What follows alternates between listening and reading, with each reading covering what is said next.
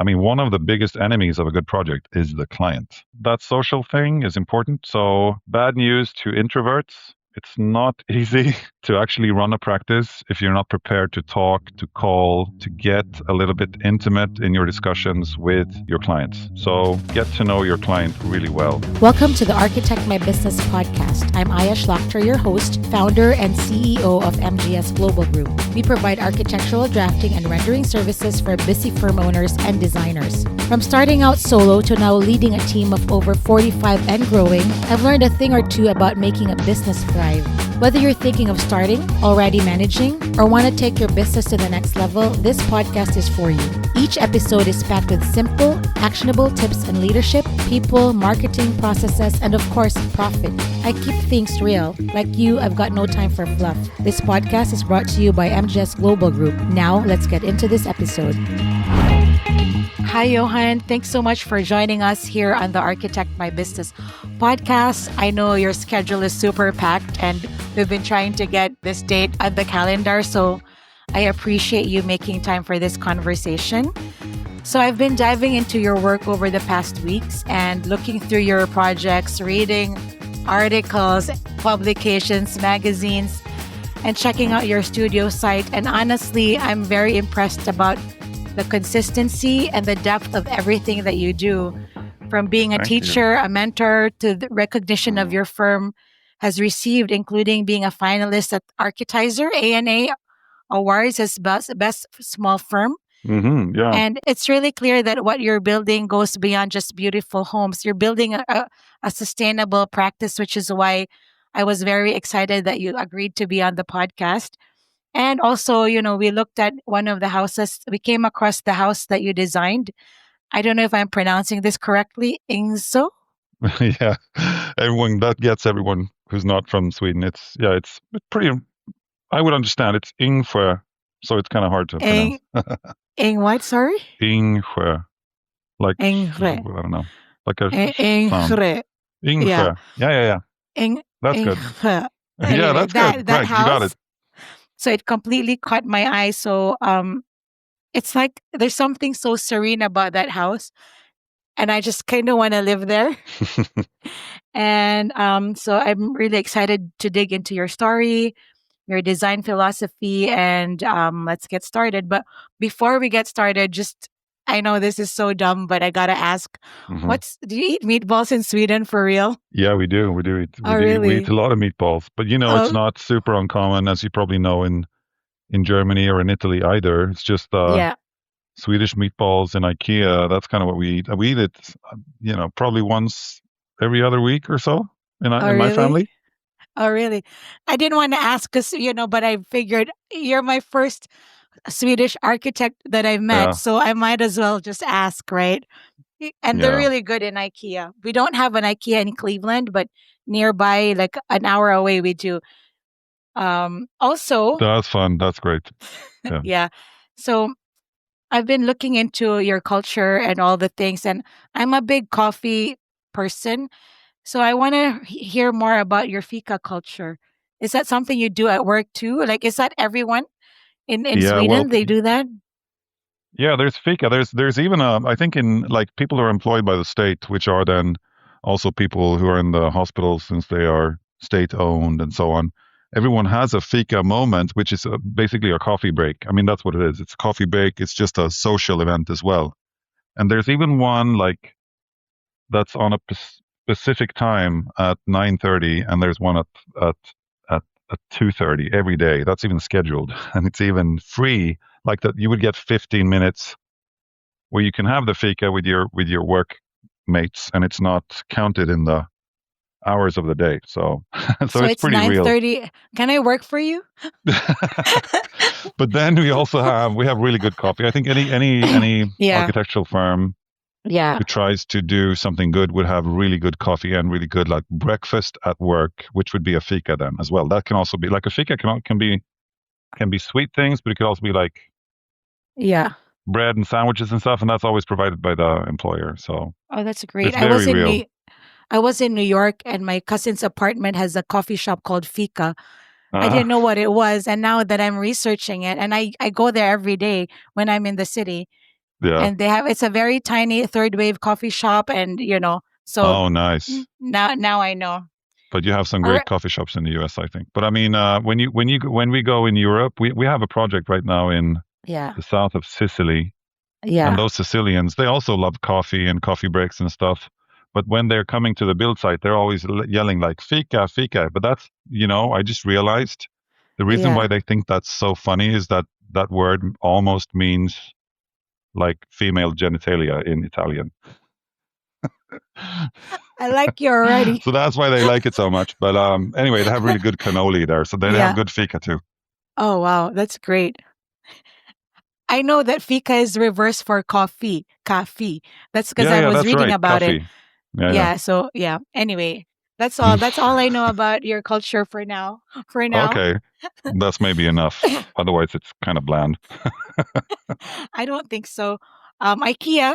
You gave IKEA and Spotify, right? Spotify founder is Yeah, so because I was reading what about Sweden, and there are a lot of tech people there, and Spotify originated in Sweden, yeah. the founder. So yeah, you gave But us also Skype, I IKEA. think, and Minecraft, and Oh lots wow, of things like that. So yeah, there is a lot of innovation, and a lot of companies that they have their own. Like yeah, tech companies would set up small units. There's even a couple of yeah. units here in Lund for Apple and Oh things like that. wow. So it is interesting in that way, I think. So Lund is near the capital. What is it in terms of geography in Sweden? Well, Is Lund it is like the much. second? Sweden is Yeah, one of Europe's longest countries with like yeah, 3,000 kilometers or something, which would yeah, if you'd extend the length of Sweden from where we live, yeah. which is at the southern tip, you Yeah. end up somewhere in the Mediterranean almost. So it's very Oh, long. okay. And Yeah. the capital, Stockholm, is in the middle of Sweden. So well, it's not even in the middle, but it feels like that to us because we're in the south. So Yeah. we're actually much closer So, to Copenhagen. Lund yeah, is okay. very close to Copenhagen. It's just 35, 40 minutes away over a bridge that goes over the Mhm. Öresund Strait, and then you're in Copenhagen. So I think our architectural culture here is a little bit more Danish and more continental than in Stockholm. Yeah. That's great. So And yeah, the demographic, is it like a main city or city vibe, or what is it like there? Lund is like a small university. University. It's more like Berkeley or something. Oh, okay. And Got it. then Malmö is the largest city here, which is then like 300,000 maybe. And then Stockholm is Wow. 1.5 million. But the Copenhagen area is much more densely populated, being around sort of 1.5 million. So, Yeah. but since it's a different country, we're not super involved with them, but we do have, it's not like it would have been quite different if we had been the same country. But all Yeah. all Scandinavian countries interact a lot. The languages Yeah. are very similar, culture is Yeah. very similar. So historically it's been close. Lots of people So I marry over and things like yeah. that. So do you speak German? Because I know you went to school in Germany as well, in Austria, right? Yeah, I do speak German. Yeah, when I was a kid, you could either learn French as your Yeah. third language, then sort of. Yeah. So Swedish, English, of course, would start really early, and then you choose between French and German. And I learned German and went to Germany a lot to study and do fun things. German That's culture is very close, also. Oh, I So, see. and it's close Yeah. geographically. So I've That, I've been to Germany a bit, and we're going on a study trip now. I think the whole office is going to Munich and that area in the fall. We wow. do a study trip every year with Mhm. all of the studio. Yeah, yet you're 14 people now? We're actually more like 16 now, and then there are some people who are kind of coming in and out from parental leave and consultants that we work with full time. But it's around sort of 16, which feels really crazy now after I started sitting like in my student's room basically already back in sort of 2002, 2003 maybe. Yeah. And before that, I was working in Stockholm. So I started school, architecture school in '97, but then immediately I felt like I wanted to do my own work. So I was going and doing graphic design and different small jobs for builders already as a Yeah. student. And I went to Stockholm to work on competitions for different companies. Yeah. So it's So interesting because according to your website, at 19, you found your way to architecture school. That's so Yeah. young. And then you got your first job because Mm. of your thesis project. Yeah. And how old were you when you got that thesis done and then it got built? How did that I happen? was Like, like 27, so actually it took a long time from when I yeah, started because I yeah, was always yeah, taking yeah, breaks, going out to do things. I mean, I think I started too early maybe because yeah, I should have had like a gap year or two, I think. So I had yeah, my yeah, gap years in between kind of in the studies. yeah, I right. went in and out of school doing different jobs for architectural firms and other things.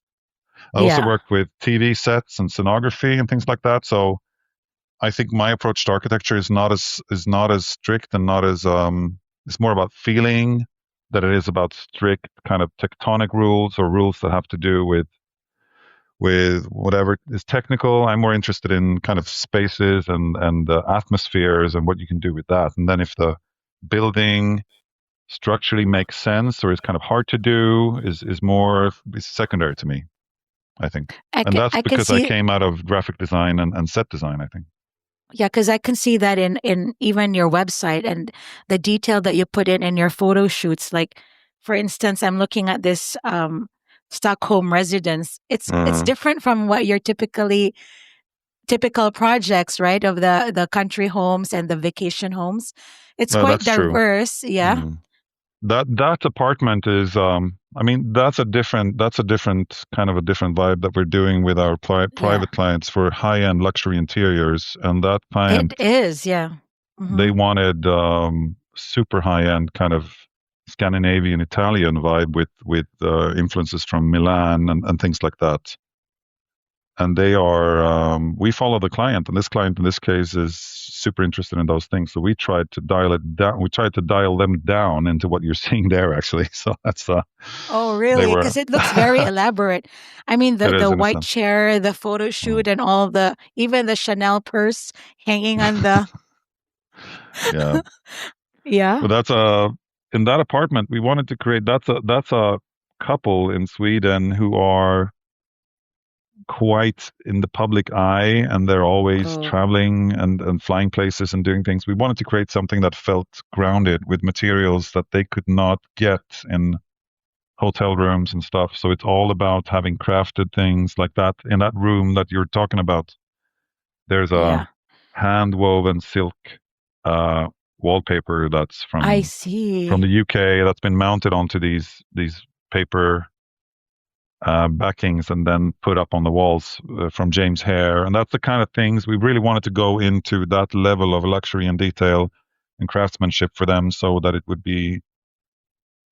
really feel like home. They could really love it in a way that you can't Yeah. when you just go into some luxury place that's just Yeah. somehow not private.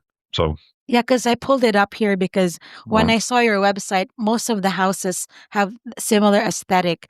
And then uh, I clicked on this and it seemed like very high-end luxury, like Milan fashion, uh, like a celebrity home. So when did that transition happen? Like, you know, it's as we've been growing, we've gotten these clients that are in that field, and we have to when we do interiors, which we don't do every day. There's one interior team that I work with, and yeah, Michaela Brach and me, these two people. Michaela Brach is my lead on these luxury interiors, and we can rarely show them. So we actually do them for clients, but it's not often that we get to photograph them. So that's why this one stands out because it's one of the ones that we could actually document and show, which I'm really grateful for. The client let us in there and let us do it. So therefore that's it's down. great. But I would like to do more of those jobs. And we do have a few clients now who are interested in that, who want the whole full package. You know, Yeah, because every, there's a contrast from the mm, houses and this one, and I love it. Yeah.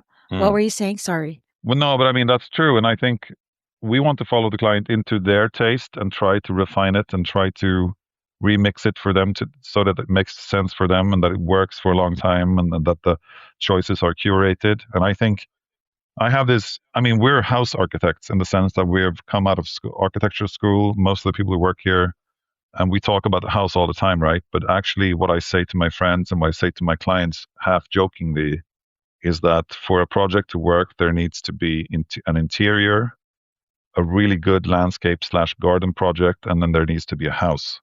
And if you can only choose two out of the three, me personally, I would choose the garden and the interior and have the house super basic, like a really like any kind of prefab, normal, old, standard house with a beautiful garden with a great interior. I'd rather have that than a house without a garden, where when you That's look true. out, you just see gravel or something, which is when the gardens aren't done yet, it is just not there.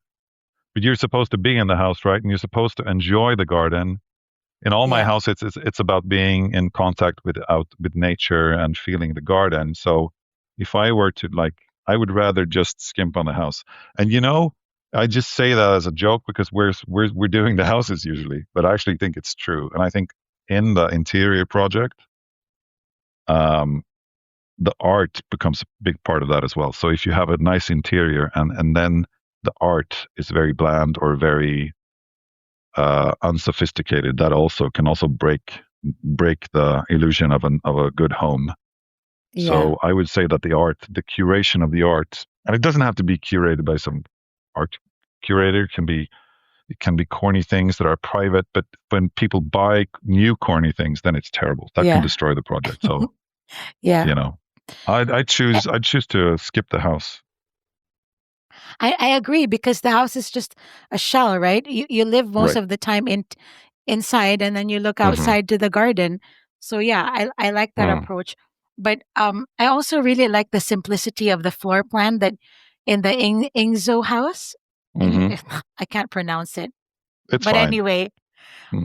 but I looked at the floor plan. I started as a residential architect, and Hmm. a lot of architects tend to make very elaborate floor plans and all the extra space you don't need, but I like the way it's so Mm. minimalist, but then the texture of the materials that you use, even the entry when you enter, it's not a huge entrance, but it goes straight to the view of your Mm. open dining room, right? It's a very Yeah. livable house and not fancy at all, but it's very sophisticated. I guess it's kind of Swedish, typical Swedish home. Is that well, not Hmm. Swedish, but Scandinavian architect, right? Like what Mm. aesthetic is it exactly?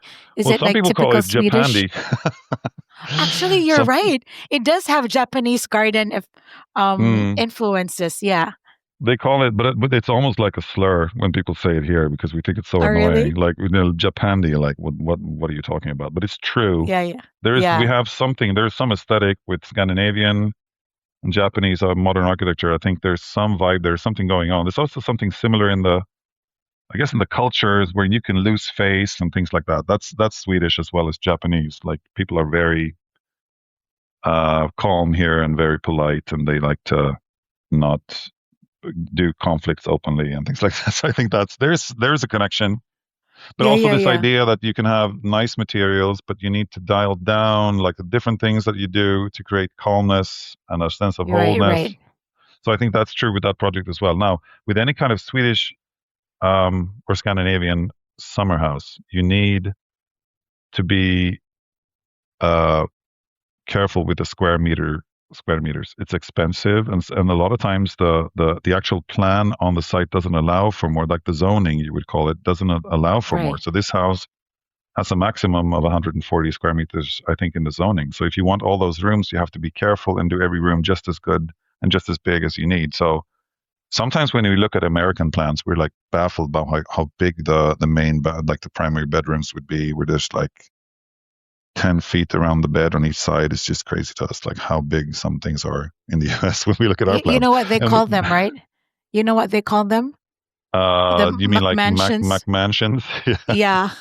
that's funny. But it's a different, I mean, it's a different game, like trying Yeah, to yeah, do yeah. those houses and create Yeah. these small, it's a bit like cabin life sometimes, these houses. So, but imagine Yeah, when that's you're true. on a sleeper train, everything is really tiny, right? But everything's taken care of and you feel cozy Yeah. and you feel at home. Yeah, right. And yeah, I mean, if you make a summer house that's like a sleeper train, that would be way too uh, compact, right? But I mean, you don't have Right. to go and do everything big.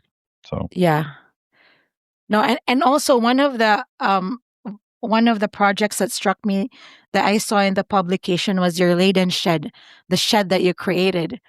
right. Can you talk about that? Because it was like interesting that you use different shutters and it's so diverse and it was published, right? Like I mean, what was special about the Leyden that that caught their Mm, eye in terms of I liked it because it was first of all you had a physical model that you created mm, as an architecture student. We appreciate that, right? I mean, yeah. I went to school in the 90s, Yeah, so me too. Yeah, it was all about models back then. I miss yeah, that a yeah, yeah, lot, yeah, actually.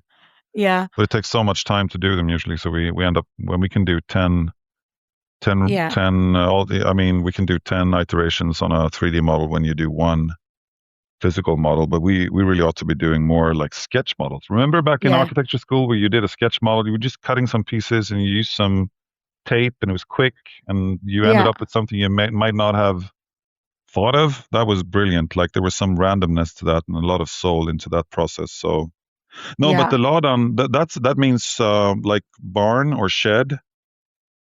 And so it is interesting because it's replacing an old, basically a very simple shed that's just a protection for the machinery that you would have at a fruit, like this yeah, apple orchard that it's right, built in.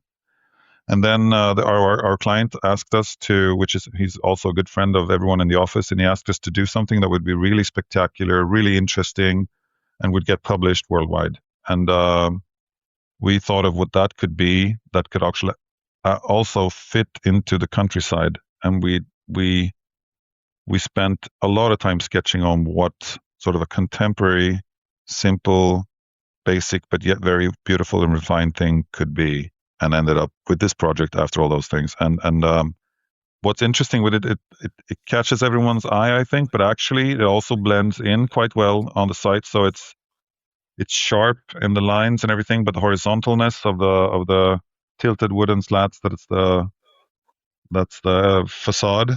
Um, the horizontal lines kind of work in the landscape, and there's something about it that makes it look like the typology is old, but the detailing is somehow new, but it's simple. Those things just made it into a hit. I mean, I think I don't know. Sometimes some things that we do, we are really proud of them and we publish them and nothing happens, and then some other things you publish and they just go almost viral. And I think you remember that song from like that old song, like Hey Ya. Remember Hey Ya? Like Hey Ya. I mean, you know that song? That's just a it's like super a big one hit. hit. I'm not saying Laudan was a big hit like that, but Yeah, when yeah, they were in the studio, before they released that song, yeah, how sure were they that was going to be a global phenomenon that people would be singing it for 100 years? I mean, were they probably thought maybe, like maybe this will catch on. And it's funny how Laudan was like our mini moment of something that became a little bit famous. yeah. Because And that so caught that my eye question, too. I looked at all of your mm, projects, and I was like, I gotta ask about this house.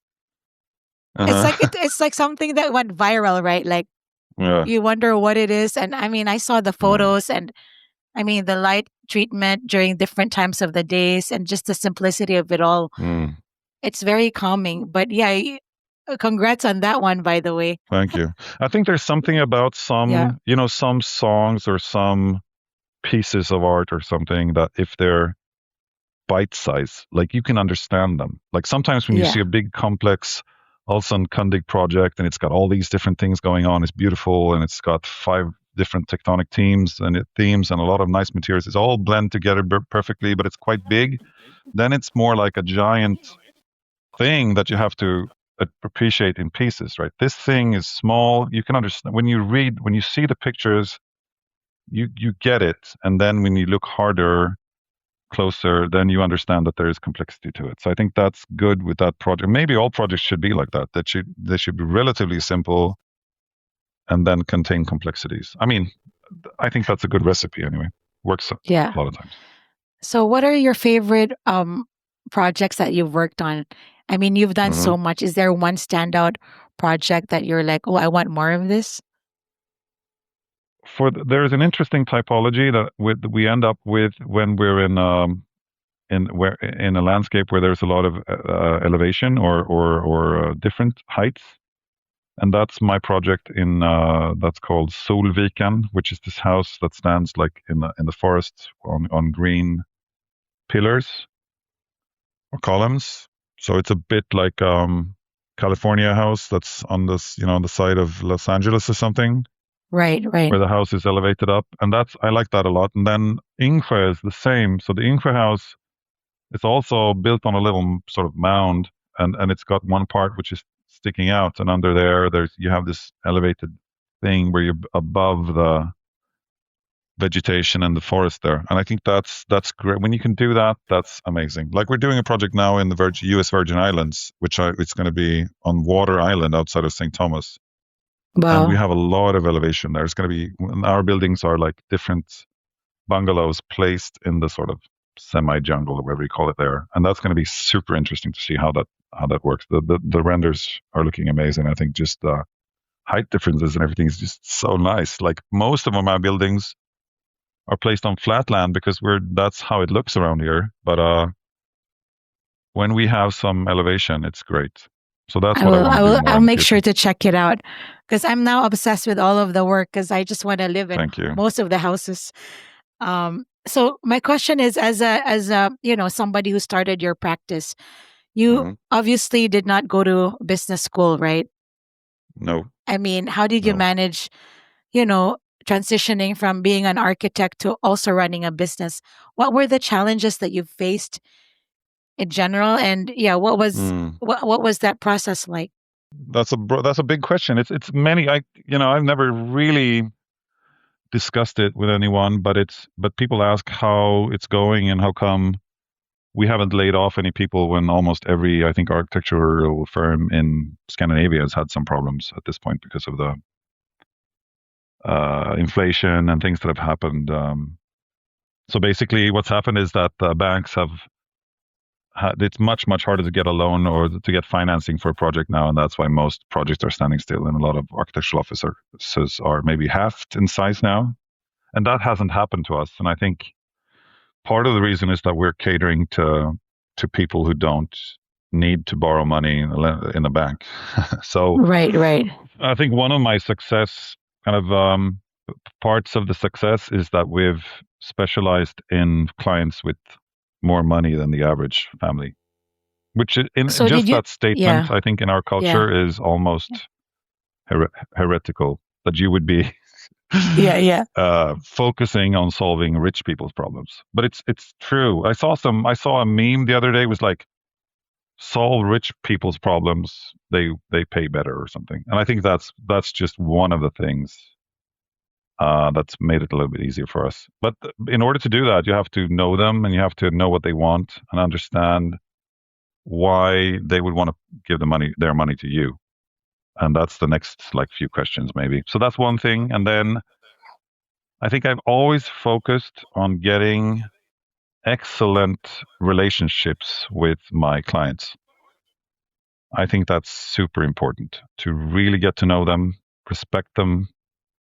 Don't get overly private with them. That's not what they want, but they do want you to feel close. So we follow the project, we defend our projects from everyone. And I think in architecture, I think the only people who are truly interested in the whole project and want the sum of the project to be great are the architects.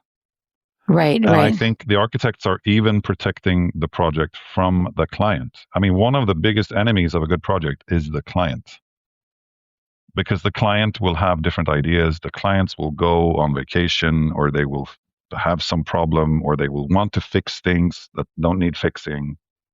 And they want you as an architect to actually say no to them at the right places. And you need to know when you can play those cards. And that's just something I was always practicing on because I was doing it from when I was really young. But I think that social thing is important. So bad news to introverts. It's not easy to actually run a practice if you're not prepared to talk, to call, to get a little bit intimate in your discussions with your clients. So get to know your client really well. And then, of course, you have to be cheeky enough to ask for a lot of money for what you're doing. And I it's funny love how that. there's this one, if I can just go ahead and talk about different things, I would want to say that thing, that being able to actually charge money for your work is there's a few like counterintuitive things about that. So one thing is if you charge more money, they will respect your work more because they have paid a higher price. So they assume the quality is higher. So if you do sketches and go, this is I'm doing this for you for free, they're not gonna even respect it. Like if they pay $10,000 for a initial design, they're not going to just throw that in the trash and go, well, then maybe we won't do that. They'll look at it and go, these guys actually worked on this and I paid for it. So, this is Yeah. interesting. I'm going to start with the things that my architects thought of, So that's one thing. Another thing that has to do with that is the same. If you're setting up the office and you're dealing with people who are prepared to invest a lot of resources in your work, you can't have IKEA mugs on the table and have a dirty guest bathroom in the office and have cheap things around you. What kind of quality lawyer or quality restaurant would have crappy things and crappy Right. graphic design so you have to make sure. And it's funny because actually it would be the opposite. Like if you're smart as a client, I suppose you would go into the architect's office and go, why do they spend money on all these things? Why do I have to pay for all their stuff? Like that, be better if they were frugal. But it's not true. You shouldn't be showy or fancy, but you need to be quality aware. So if you have talking about that Fika, that coffee shop the other, if you serve coffee to a client who's paying $10,000 or 20,000 euros for a couple of A3s that you've done on a model, you better have nice coffee to them because you care about detailing, right? You're a man, you interest in quality, the experience matters. So in that meeting, there's got to be good coffee, Why Yeah. would you serve? Would you respect someone who doesn't care about those things? So I believe in kind of creating an atmosphere of intentional high quality stuff with my clients for the whole experience, and I think that's very important. It might sound, if you're a young person or listen to this, it might sound like I'm like we're flashy, No, flashy not guys. not at all. Not at We have all. simple stuff here. Absolutely, We just have high 100%. quality stuff, Yeah. Yeah, because like I have an experience. I went to visit a client in California, and my mother-in-law's husband is from California, Mm-hmm. and he's like, "Oh, there's a cheap Airbnb down the street." But I didn't listen to him because I don't want my client picking me up in the cheap Airbnb, which Mm-hmm. because they're older generation, they still see me as this, the bootstrapper entrepreneur. Mm-hmm. And I said, Mm-hmm. thanks for the offer, but I booked myself in the fanciest hotel because I don't want my client to pick me. When he asked me where I'm Well, staying, I'm like, I'm here at the whatever, the nicest hotel. Like, I get it. mm-hmm. Like a German architect who's a friend of mine also has a really fancy coffee machine and a really nice car. Mm-hmm. He got a really nice car because he deals with all these, residential clients that pay Mm-hmm. millions, Yeah. right? You need that. Yeah. And it's just a question of respecting also the situation Yeah. and not showing up Yeah. Yeah. in broken shoes where everyone else has nice suede Esperandillos. But it's not about being, it's like when you put on clothes. If you're dressed too formally, it's not great either. You have to just strike the tone Yeah. that's right for the situation. So that's if you want to start with clients who demand high quality, you got to work with quality. But that being said, I could have a simple piece of old IKEA furniture here if I can explain to my client that it's a special piece, that it's designed by someone that I like, that there's a reason for it. It doesn't have to be gold and diamonds and Swarovski and these things are Right. like are cheesy. So you find I find maybe the most expensive hotel is not necessary, but I mean a nice one is for sure Yeah. Yeah. Exactly. something you need to do. Also, it's about self-respect. Like if I start a new sport, I always get the right gear for the sport. Otherwise, it feels corny to do it. And Yeah. I think you perform better in the right gear. Like I Yeah. just think that works like that. So I appreciate what you said. And it hits all the spots. A lot of architects are introverts because they're creatives, especially here in the US, that all Mm, they want to do is work on their computers and forget about business development, right? Mm. Project delivery is their focus, and they don't have time to do the things. Second, the Mm. value of the architect. I don't know what it's like in Sweden, but in the US, we're not paid as much as other professions. So again, being, That's probably true. really Mm. valuing what you're worth and sharing that with your client is really important, right? Like, I Mm. agree. Like, Yeah, if you if you charge very little, how can they respect you? So my question for you is, in Sweden, is there a culture of burnout in architecture, burnout and low pay? But because everyone else in the world, that's what they're talking about. So I know yeah. in Sweden people really focus on work life balance, and Mm. I didn't even ask you about this lagom concept, right? That's Like interesting. Yeah, we do have that concept. It's like not too much, not too little concept, yeah. which is what we try to apply to a lot of things. But I think even if you work less hours and you have a lot of parental leave and you're not stressed out about healthcare and things like you have in the US, these problems, I still think people can burn out because you are just overloaded with too many streams at the same time. I think burnout has a lot to do with having to switch focus too much during the day. I think the cell phones and all the emails and everything is just making it a lot easier to just burn out. Just, I think you're Mm, dealt whatever your, I mean, in my opinion, and I try to live by this and tell my guys in the studio the same thing. You only have like a few playing cards every day that you pay. So if you're having a coffee and a client texts you, it costs something to take a look at that text and read it and then go back to drinking coffee. That's a cost. And if you run out of energy cards to pay for all that during the day, then you're in trouble because you're tearing down your defenses. So I try to encourage people to focus on one thing at a time.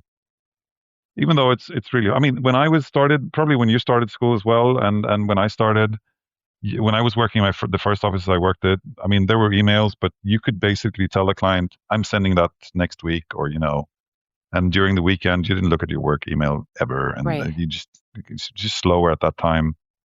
And I think it worked better. On the other hand, there are lots of things that are much better now with the digital tools working much better. A lot of things are a lot smoother now. So we're very tech positive. We try to work with new tech. We work with AI if it's possible.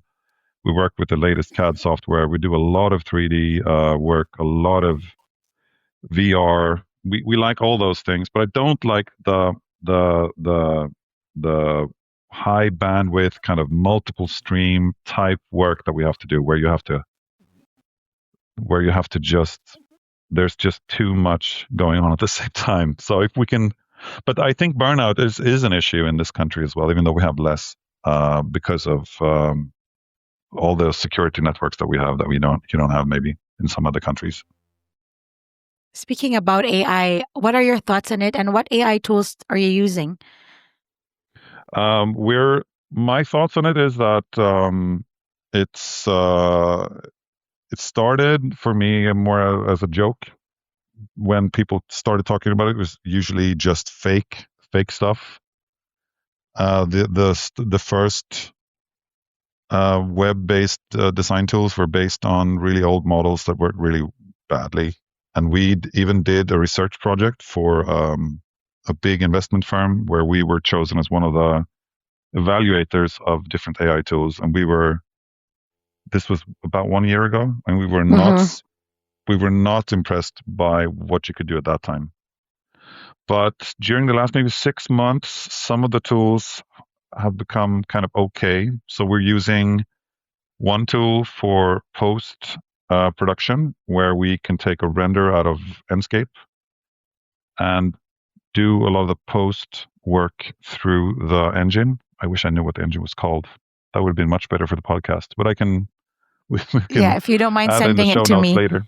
Yes, Yeah, but yes. then and also I use and the others also use ChatGPT and Grok for like business things, like Yeah, touching up emails, yeah. communicating with our Italian uh, counterparts, doing accounting things that is just great how we can use it. So it's integrated into our workflow in that sense, but I think we're only just in the start. When it comes to the architectural tools though, a lot of like 95% of what I see on YouTube, we research this. I even have one person in the studio whose job it is to research new tech for architecture that has to do with AI. So that's how serious we're taking it, and we're regularly reviewing it. But I gotta say, for example, I mean, ChatGPT. There are some guys who can do demos where they show how somehow from a 2D drawing they can make like a 3D image. I think all of that's just liquid. It's garbage. What the engine can produce is just garbage at this point. It can look good to an untrained eye, but it's like AI music sounds good to someone who's an idiot in music, but when you play it to someone who actually knows anything about music, they're just kind of shaking their heads. And I think Right.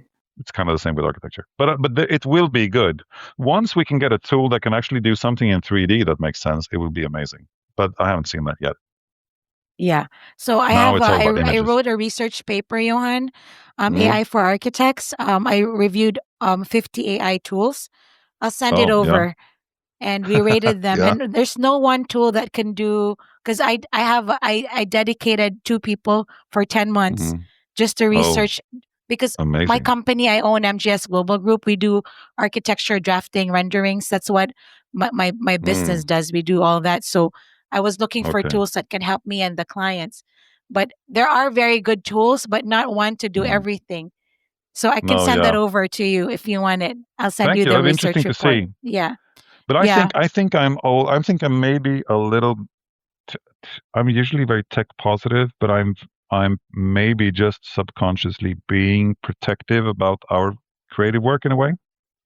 Yeah. I gotta say, the stuff that comes out of Midjourney that some people are doing is truly like it's some of it's really divine, especially when it's not trying to mimic things that already exist because it's not great at Right. that. Right. But when it's doing things Right. that maybe you can't think of as a, Right. I mean, Bless that's you. interesting. The work is fascinating, and I'm looking Yeah. forward to the tools becoming better and to using the Yeah. good tools that you have found because I think it's not really a threat to us because we almost always feel like we wish we would have been able to do one more iteration. So if the tool can help us, the quality of the Yeah. work will be better. And Yeah. who will benefit from that? Of course, we will, because Yeah. it will benefit our clients. So Absolutely. I think it will be an awesome time in the future when we can do all these things together with the AI, Yeah. but maybe Wow. not That's yet. amazing. It's good that you're AI curious, right? Because we're not, Mm. I went to an AI conference and they said if firms don't use AI, RIP, rest in peace. Anyway. So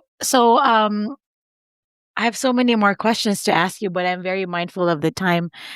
Um, I know that you've tried to, right now you're working into like multifamily homes now, right? Like your high That's true. grow midterm project. Yeah, Like yeah. how do you, I mean, is this also client driven because the clients come to you and it's a natural progression to expand? However, the architecture looks very, I know it's a Johan Sundberg project when I look at Hmm. it, right? Thank you. I was hoping we wouldn't be just squandering our reputation there. But it's really hard to transition into to housing projects like that with multifamily homes because Yeah. the architecture that we do is prohibitive in terms of costs, and when you multiply that into several homes it becomes even worse for the developer. So it's hard for the developer to make money with our projects because Yeah.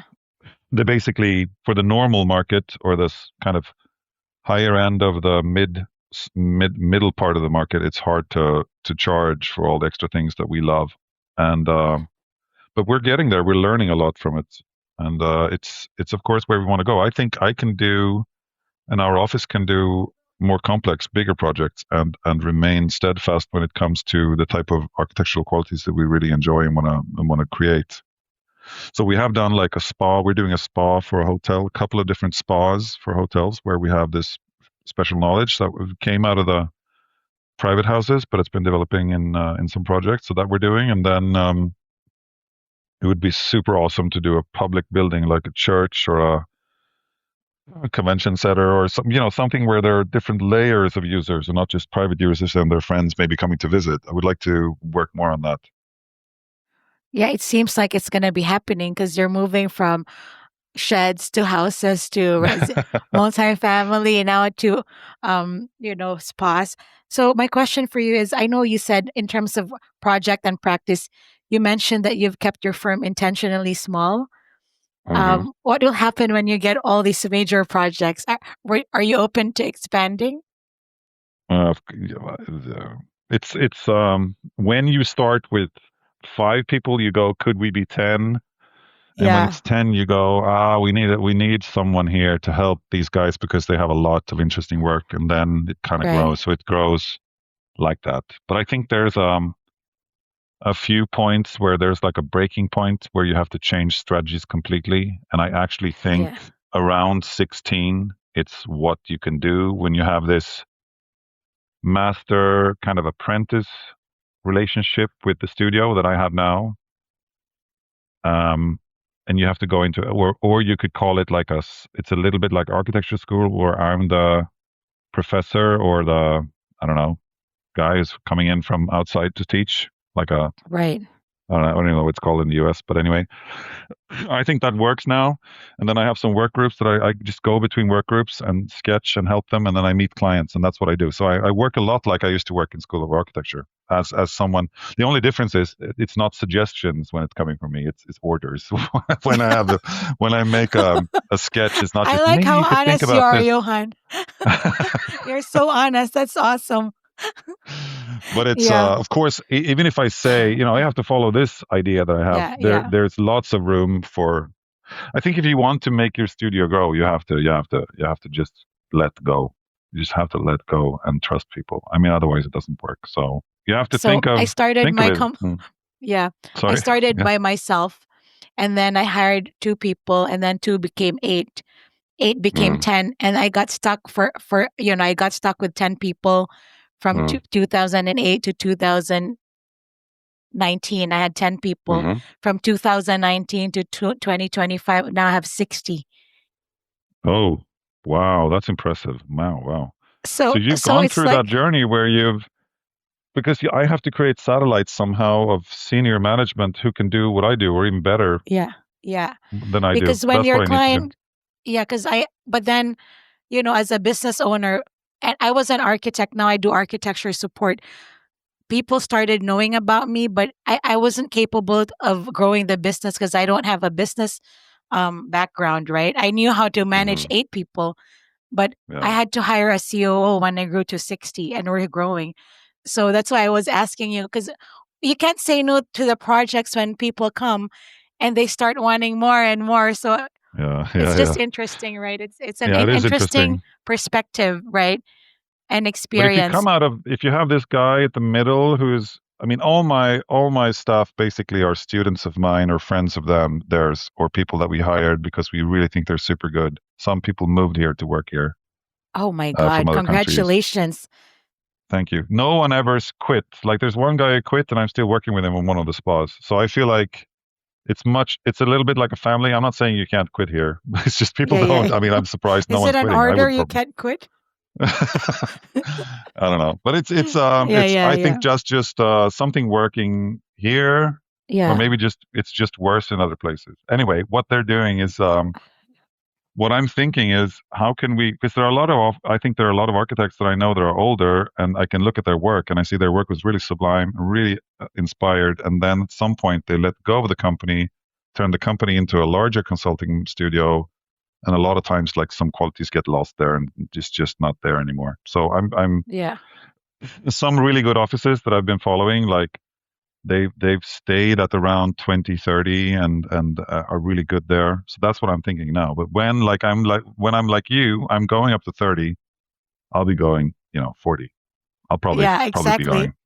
Yeah, because no, but it's interesting because you start with one project and then, I think entrepreneurship is really a long game and you really Mm, need to be diligent and really just have a lot of grit and like yeah. you can't quit, right? Because things could get hard sometimes. So so just really really think long game, and it seems like you started in 2008 and 2025 you're just expanding, and that's I Yeah, mean, if there's something that, as we, are towards the end of our podcast, I just wanted to ask you, what advice would you give to any architect, young architect just getting out of architecture school, in yeah, terms of, how they see the world, their future, their career, because things are very difficult now, right? Things have changed. So yeah. what advice would you give to a young person who is just graduating architecture school? Um, if they want to start doing their own projects, um, it's like any sport or any musical instrument or something, you have to practice by doing as much as you can.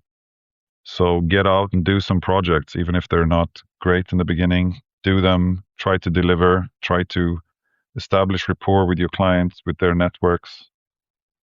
I see some young architects who are starting up businesses who spend a lot of time networking and spending time on LinkedIn. I wouldn't spend a lot of time there. I would spend that time with my clients, spending time on my work sites, spending time in the office, drawing, designing, learning the core basics. It's like, I mean, if you want to learn to play golf, it's all about how many hours and how many shots you take. And it's the same with architecture. If you are an introvert, it can work for you. I just said it's bad news to introverts. It's not true. I have some friends who are introverts, and when they speak, everyone listens because they're kind of quiet in the meetings. So, so you can do something with that. You can work with that, but you need to, if you don't think it's fun presenting and working with people out, then you need someone else to be the front person, I think. So that's that you have to learn. You have to get to know yourself, I think, as well, because that's one of the things of being out in the beginning, being on your build sites, being on you learn when you feel provoked, you learn when you are happy, what you like to do, and that's in the end, in the long run. If it's a long game, like you said, which is true, it's all about having a long plan and sticking to it and having the grit. Then you need to know if what sparks joy for you. And for me, it's always been the client relationship and being on the build site and create, starting up projects and things. And then it's easy because it doesn't feel like work when you're having fun. There's one more thing I'd like to say, maybe, and that's that in the middle life, it can become challenging to work as hard as you do as an entrepreneur because it feels like work never ends, and it's much tougher when you have kids and you have commitment and the sums on the bills and the sums on the whatever you're doing in the business is bigger. So that's a different some different challenges halfway too.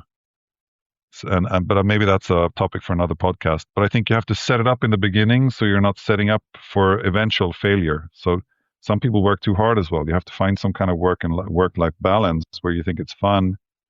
And besides, I mean, I always go on trips where kind of companies from Italy invite us to go on a factory tour. I always go because I think it's super inspiring. And when I come back, I don't feel like I lost time. I think I gained a lot of like inspiration from drinking wine with those guys and seeing something else.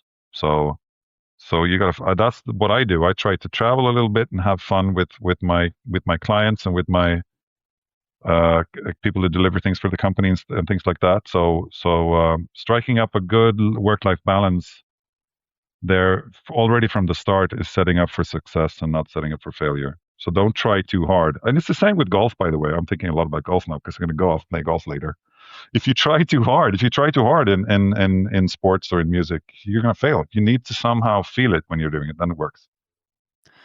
Johan, I'm learning golf too. I have my golf set over here, and I Oh feel like yeah, every time I play, I feel like I'm a beginner every time, right? I know it's It's like difficult. having a Yeah, beginner mindset, I suppose. Really, just try to learn all the time, right? it's Um, humbling. Golf is humbling. Oh my God, it's. yes. But you can learn. Like I really want to draw a parallel to what we're talking about here because when you're learning golf and when you're learning to do your like the first years of architecture, like my first years in the studio, I was doing crappy work because I needed the money. I was never invited to anything. No one even liked the nice things that I did. And nothing happened for a long time, like for several years. And then I hired like one guy, two guys, and then we got some recognition, and then I got recognition. I was elected like one of the 20 most promising young architects in Europe in 2010 or something. And then I was like, now it's finally starting to happen. And then after that, it was nothing. Like nothing Yeah. happened after that. And then I got to know some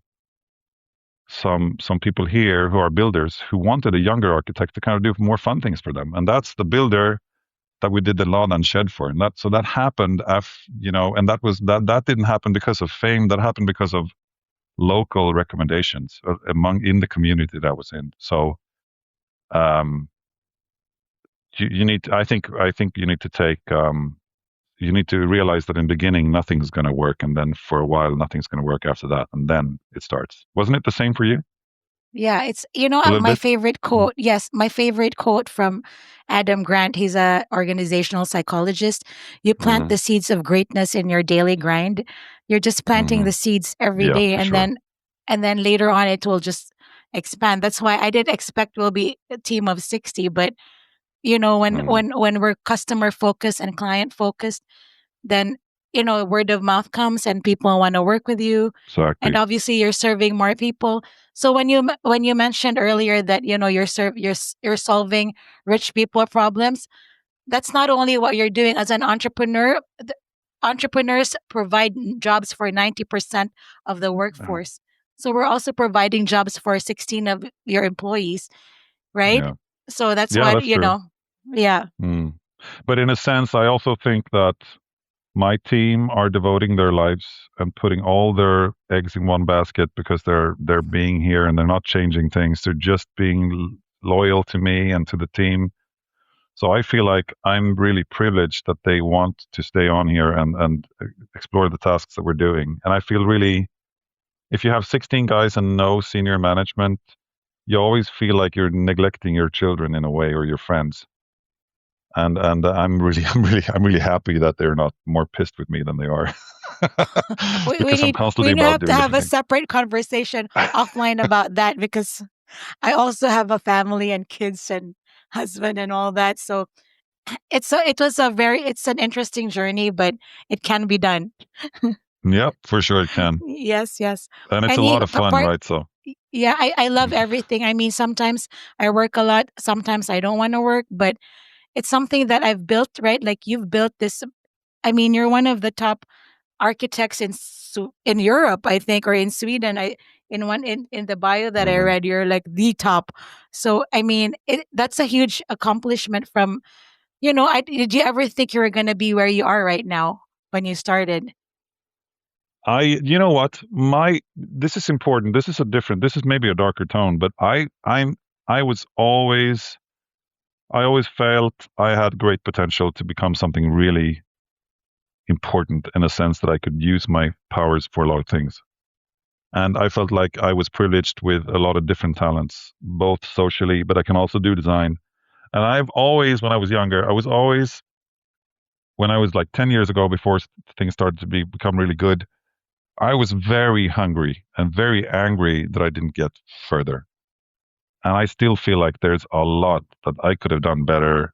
With my team and my network, we could have done better. And I feel like sometimes I just want to scream it out and just go, I just want to push through and do more. And I think that hunger for me is paired with a lot of, like, I feel it's easy to get inspiration when someone talks about a project with me.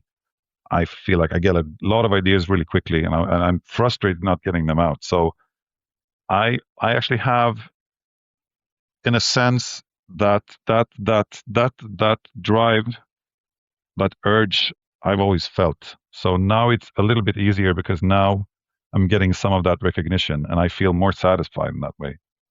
But I Yeah. think you need to maybe other when I like good architects, you need to be steadfast in that way. If you're too lean, if you I said before, you need to be close to your client. That's true, but you need to be able to say no to them. That's what they want to hear. They want you to tell them when their ideas are bad and show them better things and show them that it's possible, and just kind of you want to pull. So if you're scared of that, then it's going to be hard. Like you just have to.